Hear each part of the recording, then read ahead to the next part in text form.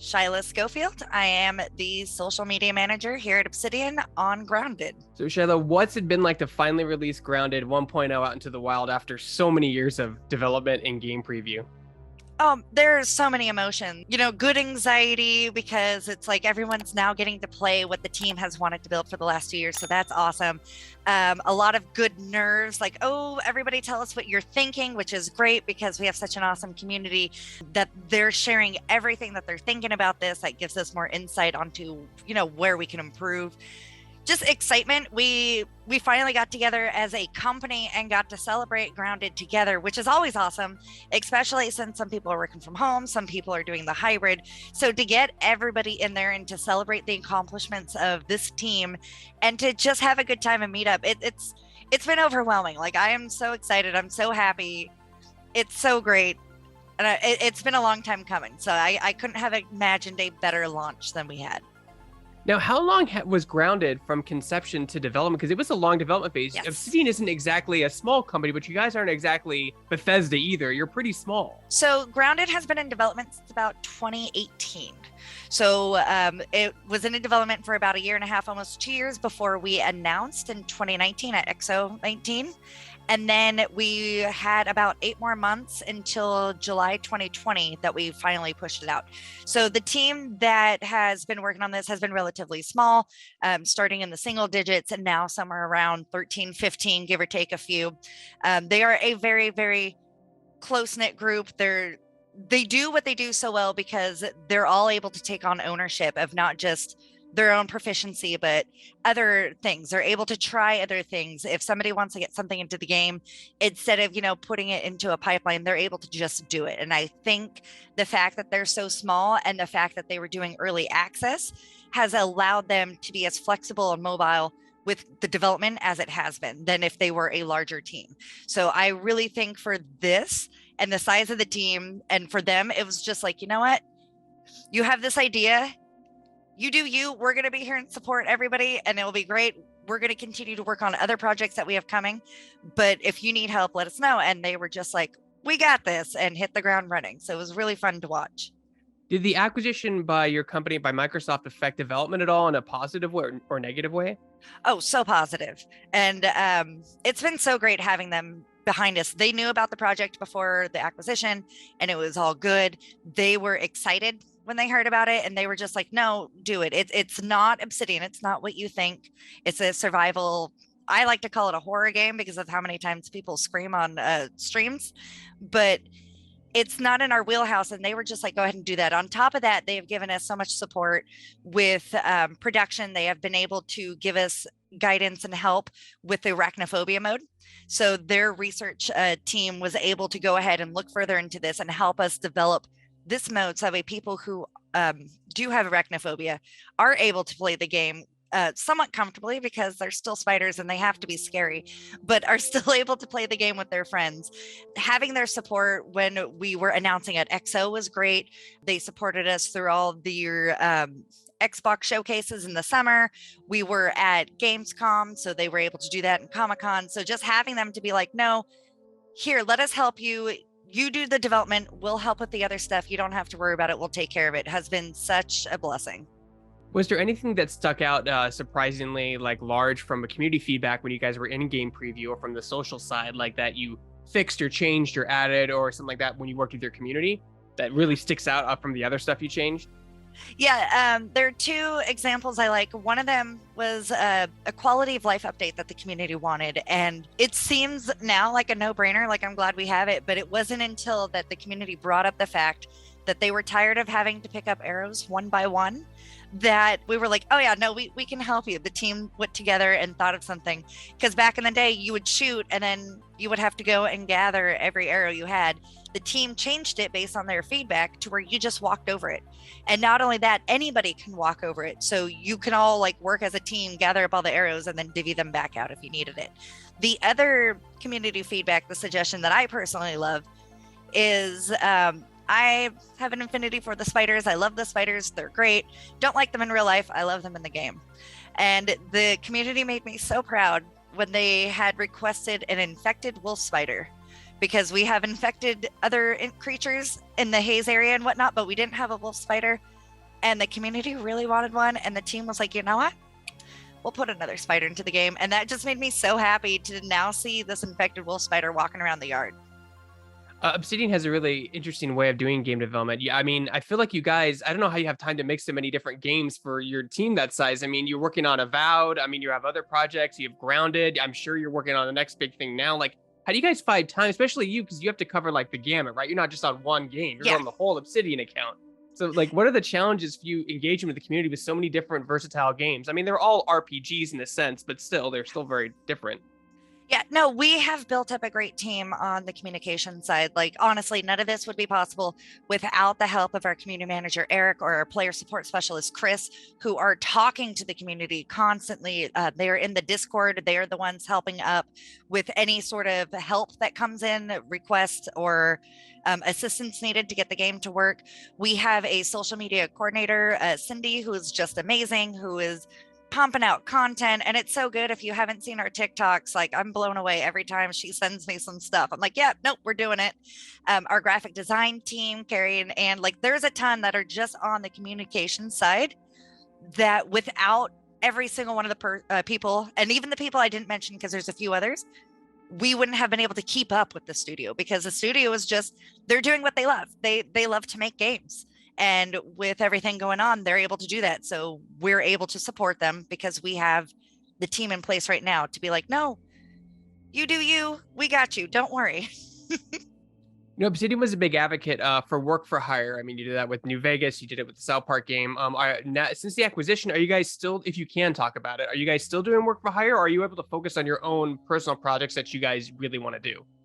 Right now, we're focusing on our own project. We have Grounded that just came out, and then 3 more that have been announced, and other things in the works. So we're just working on what we have, seeing what's coming up. Obviously, there's always ideas and things floating around that people would love to do. So we're just taking it a day by day and seeing what's going on with all that. Now, we all know that stuff in early access, even in early development, can get cut, changed, reworked for budget reasons, for animation reasons, for whatever. Was there any specific type of insect that was going to be in the game and got cut last minute for any of those reasons I just mentioned that you can talk about? You know what?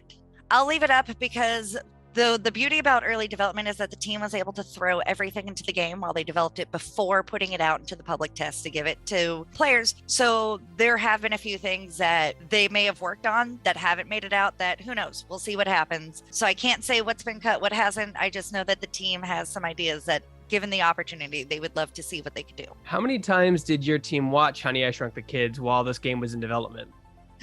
I can't speak for everybody else, but I can say, me personally, I went through the entire series and then watched Bug's Life and then Ant Bully. So just to see all the different takes on that, to get a nice feel for it. The ant in Honey, I Shrunk the Kids is my favorite character. Oh, they make you feel for an ant. That's pretty Yes! impressive filmmaking. Yeah.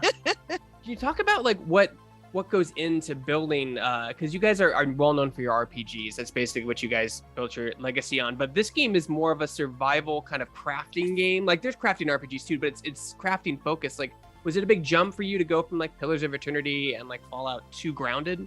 I honestly don't think it was for that team. The majority of that team came from the Pillars franchise, and this was something that they wanted to do. After Pillars of Eternity 2 Deadfire, they were trying to find another project, and they were all playing survival games together. So that's where they kind of branched off. They wanted to see not only how they would be able to make a survival adventure game, but how they would be able to infuse some of the Obsidian DNA into that game, which is where with 1.0 we have the story that comes out, and now after 2 years you get to figure out why you're so tiny and how you got back there and all that fun stuff. And so it's been a really, really cool process to watch them build the survival game with the community's involvement. And then also in the back of their minds, making sure that they're keeping track of how they're going to tell the story, how they're going to give you upgrade systems, because you can upgrade your weapons and your armor. There's like tier 3 crafting now. So they're giving players all these ways that, although you can't customize your character, you can customize your play style, and that way you can play however you want to play in this game based on these RPG elements that they've just kind of thrown in. Do you have any fun stories about your community, like maybe something they've built or something they've figured out or manipulated in the game that made it just really like a wow moment for you? Oh, so I love when there's a few wow moments. I love when the community can find a use for something that we didn't have in mind. Like there is a bounce pad in the game. That's great. Woo, trampoline. You can do fun stuff with that. What the community had found out is that if they build the trampoline and just barely clip it into the wall and then just keep going up with walls and bounce pads, they can make a bounce pad elevator, and so that way they could just run at the wall and it would bounce them all the way up. They wouldn't have to build the stairs. And we've seen so many players build this giant tower so that way they could just zip line to anywhere they need in the yard, but they don't have to spend time running upstairs. They just bounce their way up. Yeah, that's funny. I mean, I think we were talking to Josh in the early games development. He said that like there used to not be a build limit, so people would build these huge skyscrapers just as tall as they could go until the game broke, and that Yeah. was fun to see. Like just that get that height differential and see everything around them. No, that's always fun. I never build that far up. I don't have the patience, but the people who do, like, kudos to them. And it's so cool to see them build giant structures or boats or full towns. There's one group of players in the community that are building an entire town in the backyard and just demolishing grass and putting up little houses and huts and stuff. So it's really cool to see. I feel like we're kind of spoiled now in 2022 because back in 2018, even 2017, the thing of cross save, cross progression was still relatively new, and now every game almost has it now. Like, what was it like developing that game and working with the community during that transition of like cross play Xbox, play PC, and be able to continue your world on either or? Oh, that was one of the things that the team wanted to do from the start. They wanted everybody to be able to play together. And if you played on one device, you could play on others. They didn't want to hinder anybody from playing on whatever platform they would play at that time if they were going to play with other friends or other family members and that type of stuff. So they wanted to make sure that they could do all that. On top of that, they have worked on a feature called Shared Worlds, which takes that a little bit one step further to where, if, say, you and I are playing and I gotta go, it's dinner time, I gotta log off, I can share my world. You can log on as the host of my world and continue playing and invite other people to play with you. All the progression is still saved. So when I finally come back to play, everything that you've built is still in the game. Any sort of weapons or whatnot that you've gone and unlocked has still been unlocked. So it's really nice to be able to get players to play with friends, even if they're in different time zones. It's just a nice, fun way to allow our community to continue to connect with one another in that sense. And it wouldn't have been possible without this early access and getting our players in, essentially helping us to test all this stuff to make sure that it's all running. So that way, when 1.0 launches, we have all the building blocks in place to be able to get this out the door.